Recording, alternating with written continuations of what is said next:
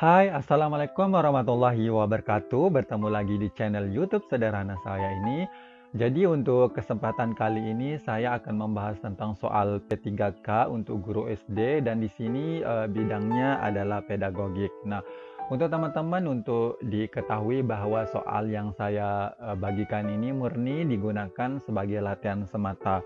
Oh ya, sebelum saya mulai untuk bahas soalnya, teman-teman juga perlu ketahui bahwa P3K ini soal-soalnya hampir mirip dia dengan UP atau dengan SKB untuk CPNS yang kemarin. Jadi tidak ada salahnya untuk teman-teman melihat soal yang pernah saya bahas yaitu SKB dan UP.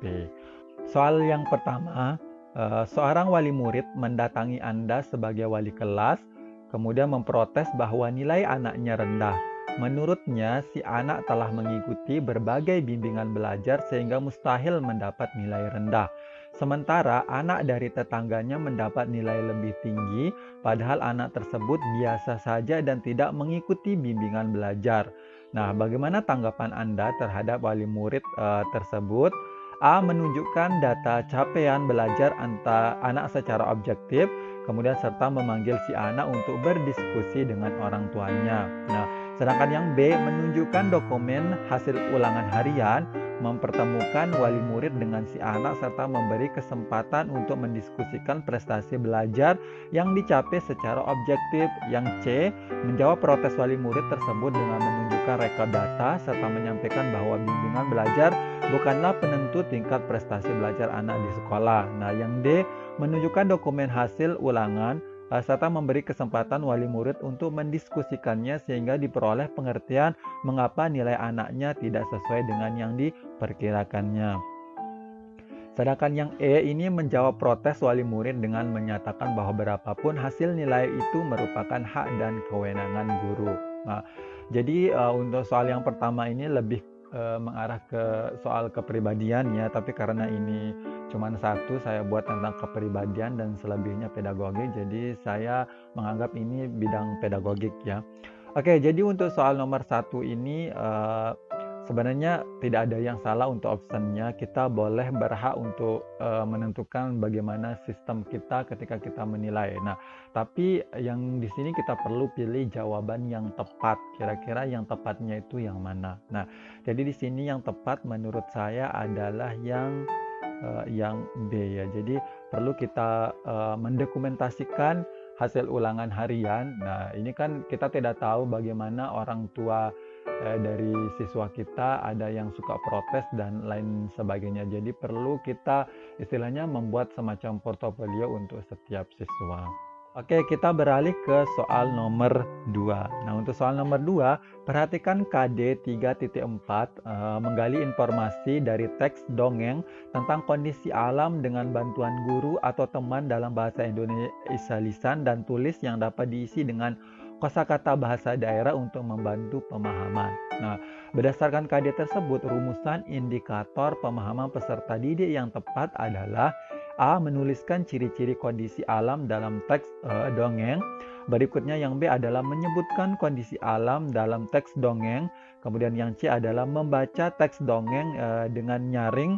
Kemudian yang D adalah menyebutkan pokok pikiran dari teks bacaan.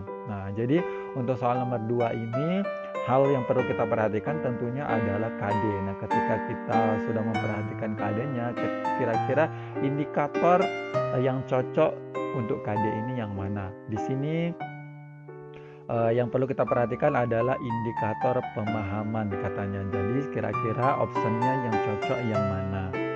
Nah, untuk soal nomor 2 ini menurut saya untuk option yang cocok adalah yang B ya. Jadi menyebutkan kondisi alam dalam teks dongeng. Nah, karena ini kan menggali informasi dari teks dongeng. Nah, jadi ketika siswa kita arahkan untuk membaca kira-kira apa sih isi dari bacaan tersebut. Nah, jadi di sini tidak ada salahnya kita buat indikator menyebut kondisi alam dalam teks dongeng yang dibaca oleh siswa. Nah, oke, kita berlanjut ke soal nomor 3. Untuk soal nomor 3, perhatikan KD 3.2 berikut. Mendeskripsikan daur hidup beberapa jenis makhluk hidup Nah, berdasarkan KD tersebut, Bu Deti merumuskan indikator pembelajaran.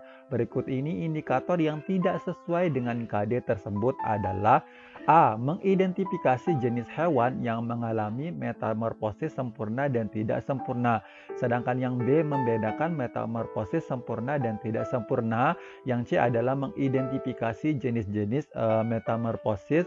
Sedangkan yang D adalah mengamati jenis hewan yang mengalami metamorfosis sempurna dan tidak sempurna. Nah, jadi ini juga hampir mirip soalnya dengan nomor 2 tadi. Di sini KD-nya adalah 3.2 tentang mendeskripsikan. Nah, ingat ini mendeskripsikan. Mungkin ini masih ranahnya di pengetahuan. Jadi hal yang atau indikator yang tidak sesuai pasti mengarah ke yang D. Karena D ini kan mengamati. Jadi ini larinya ke tindakan atau istilahnya kayak keterampilan atau kita meneliti. Sedangkan KD-nya di sini adalah mendeskripsikan. Tentunya kalau kita mendeskripsikan itu ibaratnya kita memaparkan segala macam. Jadi yang cocok tentunya adalah kita mengidentifikasinya, kemudian kita bisa membedakannya, baru kita mengidentifikasikan jenis-jenis metamorfosis. Nah, jadi lebih rincinya sih yang pertama itu indikatornya yang cocok adalah yang C yang pertama, kemudian yang A, baru yang B. Nah, ini menurut saya ya. Jadi yang bukan indikator dari KD yang ini berarti adalah yang D. Oke, kita berlanjut ke soal nomor 4. Untuk soal nomor 4, untuk dapat melaksanakan penilaian pembelajaran bahasa Indonesia dengan baik, perlu juga diketahui prinsipnya. Secara umum, penilaian harus A. Subjektif, terpisah, terbuka, bersifat mendidik. Sedangkan yang B adalah objektif, bersifat mendidik, terbuka, bermakna, menyeluruh. Yang C. Subjektif, rahasia, berkesinambungan, bermakna, bersifat mendidik. Sedangkan yang D adalah objektif, rahasia, berkesinambungan, kesesuaian, berorientasi pada tujuan. Nah, untuk soal nomor 4 ini saya rasa tanpa dijelaskan pun teman-teman juga sudah paham bahwa untuk soal nomor 4 ini pasti jawabannya adalah yang B. Ya, ini saya rasa semua teman-teman udah bisa ya. Oke, kita lanjut ke soal nomor 5. Guru ingin mendesain pembelajaran berkelompok dan menggunakan media untuk menyampaikan materi IPS kelas 6 tentang kerusakan ekosistem. Jika media harus sesuai dengan indikator yang sudah ditetapkan, yaitu menganalisis dampak kerusakan ekosistem akibat ulah manusia.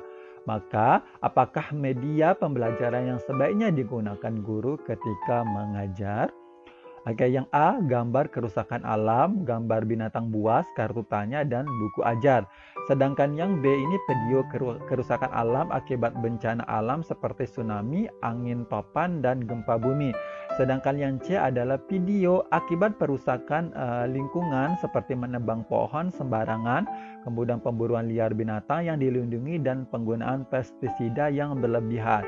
Kemudian yang D adalah pemberian tabel checklist yang berisi pernyataan mana yang termasuk dampak perusakan ekosistem dan pemeliharaan ekosistem oleh manusia. Nah, untuk soal nomor 5 ini, poin yang perlu kita perhatikan adalah tentunya tema yang sedang dibahas, yaitu tentang kerusakan ekosistem. Nah, untuk indikatornya di sini adalah yang menganalisis, berarti siswa dituntut untuk memperhatikan. Nah, jadi ketika siswa dituntut untuk memperhatikan, memeriksa segala macamnya, kira-kira media mana yang cocok untuk kita gunakan. Oke, nah jadi sebenarnya untuk gambar juga bisa dikatakan cocok juga, tapi di sini perlu kita pahami poin penting temanya adalah kerusakan ekosistem. Nah, sedangkan di sini alam. Alam itu kan lebih menyeluruh atau luas ya. Nah, jadi sebenarnya untuk soal nomor 5 ini jadi yang cocok yang mana? Ya, teman-teman pasti tahu ya. Jadi yang cocok yang C, yaitu akibat perusakan lingkungan seperti menebang pohon sembarangan, kemudian pemburuan liar binatang yang dilindungi, kemudian pestisida. Jadi ini hal-hal yang dilakukan yang bisa mengalami yang menyebabkan kerusakan ekosistem di lingkungan kita ya. Oke, kita berlanjut ke soal nomor 6. Bu Ani mengajak siswa kelas 5 ke ladang jagung milik petani untuk mengamati tanaman jagung yang siap dipanen muda. Selanjutnya, Ibu Ani memeriksa laporan hasil observasi siswa. Dari hasil klasifikasi kecenderungan gaya belajar siswa diperoleh peringkat hasil belajar peringkat terbaik dari pembelajaran berupa observasi di luar kelas menunjukkan siswa memiliki kecenderungan gaya belajar berhasil baik melalui A. Visual, kemudian auditif, sedangkan yang B adalah visual, kemudian kinestik, yang C adalah auditif, kemudian kinestik, yang D adalah auditif, visual, kinestik. Nah, jadi di sini visual yang bisa dilihat, kemudian auditif itu suara juga, istilahnya penjelasan dan segala macam, sedangkan kinestik itu istilahnya gerakan atau tindakan yang dilakukan oleh siswa tersebut. Nah, jadi ini kasusnya itu Bu Ani mengajak siswa ke lapangan atau TKP-nya itu real. Nah, jadi kira-kira ini kenapa sih bisa berhasil? Nah, jadi di sini pastinya yang cocok untuk soal nomor 6 itu pasti yang D, yaitu audio, visual, kinestetik. Nah, jadi di sini itu semacam kita observasi langsung ke TKP-nya, otomatis perlu kita jelaskan juga. Jadi audio itu perlu juga, kemudian visual dan kinestetiknya tentunya ya. Oke, kita beralih ke soal nomor 7. Setelah melakukan penilaian, Bu Ria menemukan beberapa peserta didik yang mendapatkan hasil belajar yang rendah. Tindakan yang paling tepat dilakukan oleh Bu Ria adalah A. Memindahkan tempat duduk peserta didik ke meja yang paling depan, sedangkan yang B adalah mengulangi penjelasan bahan ajar kepada seluruh peserta didik, sedangkan yang C memberikan bantuan belajar kepada peserta didik yang bersangkutan, kemudian yang D menugaskan seluruh peserta didik membaca buku sumber, yang E memberikan hadiah kepada peserta didik yang bersangkutan. Nah, untuk soal nomor 7 ini saya rasa teman-teman pasti tahu. Jadi untuk soal nomor 7 ini jawabannya adalah yang C, yaitu memberikan bantuan belajar kepada peserta didik yang bersangkutan. Jadi ini teman-teman pasti udah tahu karena sering melakukannya juga ya. Kita berpindah ke soal nomor 8.